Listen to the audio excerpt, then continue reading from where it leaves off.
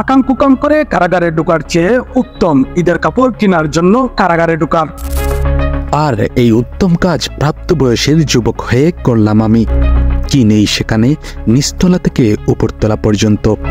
ছেলেদের shirt pant থেকে শুরু করে টি শার্ট, পাঞ্জাবি, পায়জামা, বাচ্চা বাচ্চা ছেলেদের half pant, full pant, shirt সহ নাম জানা আরও অনেক অনেক দুর্লভ কাপড় রয়েছে এখানে।